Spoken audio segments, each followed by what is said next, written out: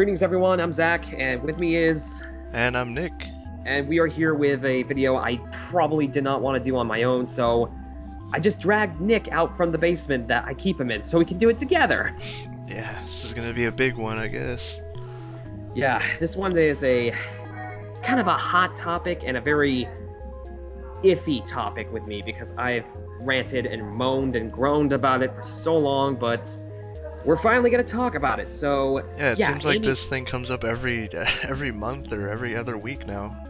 Yeah, I mean, okay, a little story here. I've tried really hard not to do any reporting on any Spider-Man stories since my last one I did, I think last year, because I don't know, every single thing I hear out of Sony regarding Spider-Man is just bad news after bad news, and I wouldn't want to be the guy bringing the bad news constantly, because it just gets annoying, and it just gets really, really dour, and I just need some hope and humanity here. It's just sad. Yep. But yeah, anyway, CEO of Sony, whoever it is, Michael Linton and Amy Pascal are stepping down, so this could put the entire Spider-Man franchise in limbo. Yeah, I mean, basically, we know that right now they have no idea what to do with it. I mean, there's like plans apparently to still do TASM 3, but we don't know exactly what's happening there. Yeah, and then there's Sinister Six, which was supposed to release next year, but there you go, it hasn't even shot yet. So yeah, there you go, because no Sinister Six, no TASM 3. Where are they going now? Yeah, I mean, the only way to go, I see, is now just to go to Marvel. I mean, the Variety apparently is speculating that the only deal that they have now is to just reopen the Marvel Studios negotiations, so... Yeah, at this point, I think it would be best if they did that, because what are they going to do now if they decide to, well, not take the deal from Marvel? Where are they going to go? Because this franchise has nowhere else to go now. I mean, what can they do? They did the whole Gwen Stacy killing her off. I mean, even though technically they should have just waited until like the third movie, but no, they had to jump into that train pretty quick. And now there's rumors that they're gonna do the Clone Saga or something with Gwen being Carnage, kind of like how in the Ultimate comics. At this point, why don't you just adapt one more day and and consider that your reboot?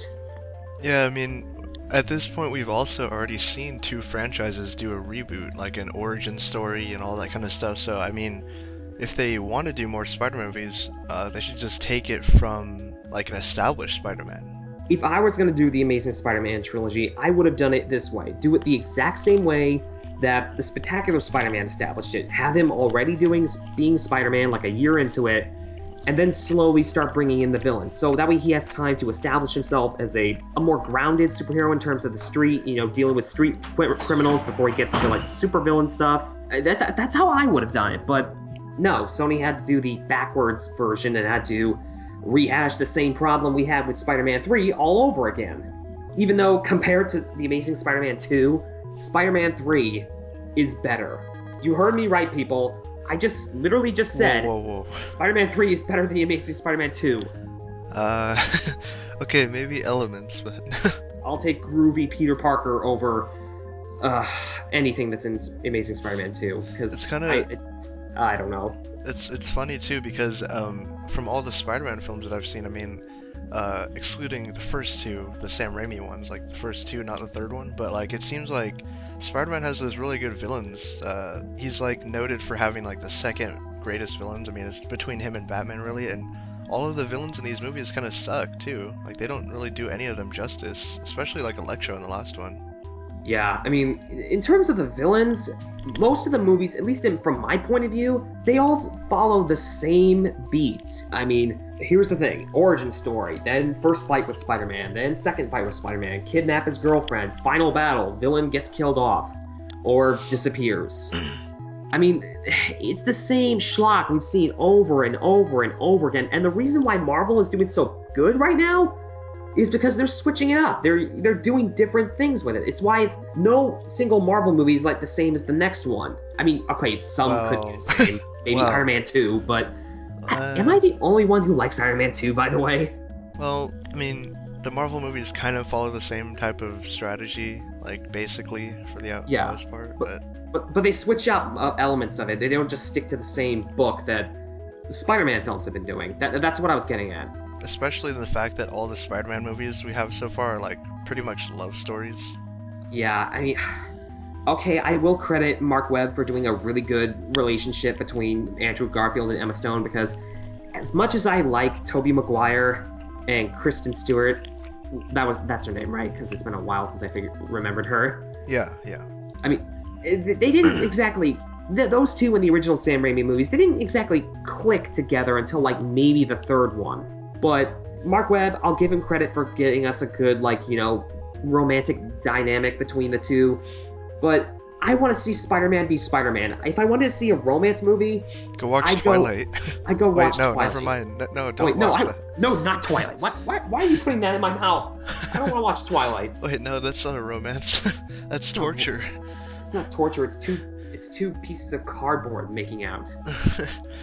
No, but yeah, I mean, if the Marvel deal was to go over, I mean, we've seen the leaked emails and stuff. I mean, obviously we know that Marvel wanted to do an adult Spider-Man. Actually, they wanted to do like an older Spider-Man that was not had anything to do with romance and just like establish him already. So that'd be pretty cool to see. Yeah, I mean, if they were gonna do an adult Spider-Man, I'd be more than okay with that. Do 3 movies with him, and I'm probably gonna get a lot of backlash for saying this, but kill him off, and then bring in Miles Morales. Everybody wins. Yeah, I know. Bring in Jaden Smith as Miles Morales. No, not Jaden Smith. Anybody but Jaden Smith. I did not like him in the Karate Kid remake, and I didn't like him in After Earth. Yeah, don't worry. He'll play Static Shock.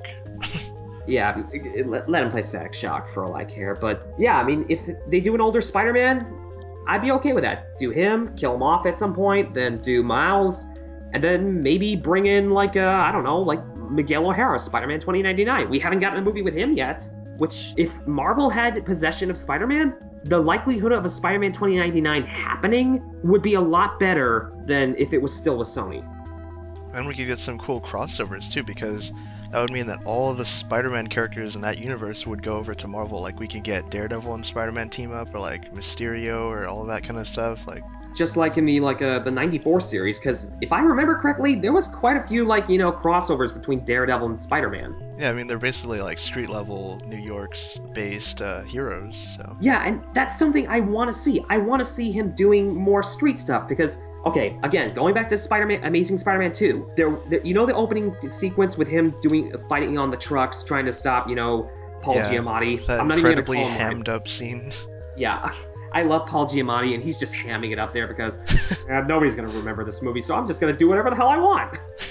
But yeah, I did love him in that, but I'll give him credit. Amazing Spider-Man 2 had probably the best iteration of Spider-Man. I mean, he was funny, he was wisecracking, he was a smartass at some point. I mean, he was good. He was a fun Spider-Man, and he was fighting criminals that weren't supervillains. I want to see more of that. I mean, I like supervillains, but in this franchise, it seems to be like this franchise's crutch. It's always go to the supervillains. I mean, not enough street-level stuff.